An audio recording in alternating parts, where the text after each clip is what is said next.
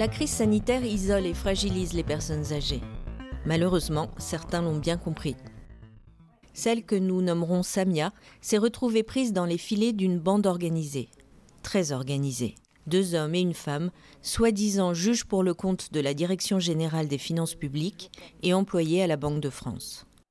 Ils lui réclament le versement de 200 000 €, sous peine de poursuites judiciaires, du blocage de ses comptes et de la suspension de sa pension de retraite. Ça a duré 3 jours. J'ai subi un harcèlement téléphonique, plus le chantage, plus la pression.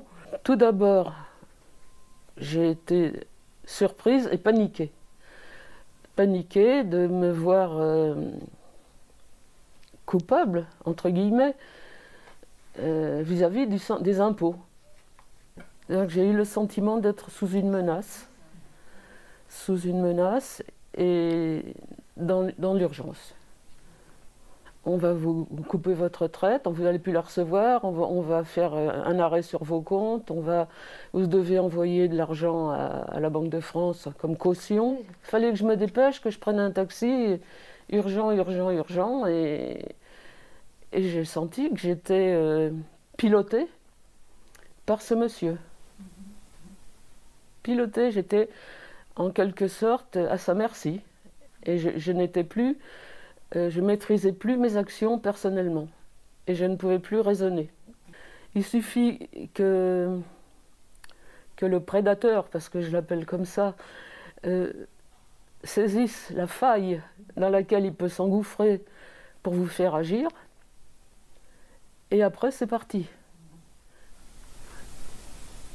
C'est seulement dans la nuit que j'ai commencé à me dire c'est un peu trop tout ça. Donc j'ai arrêté les envois. Voilà. Et je suis retournée déposer une 2e plainte le vendredi après-midi en donnant les numéros de téléphone que j'avais reçus. Alors là, je me suis sentie un peu mieux. Voilà, c'est tout.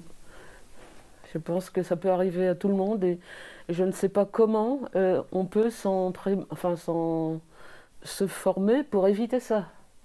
Comme Samia, n'hésitez pas à alerter la mairie et à porter plainte au commissariat.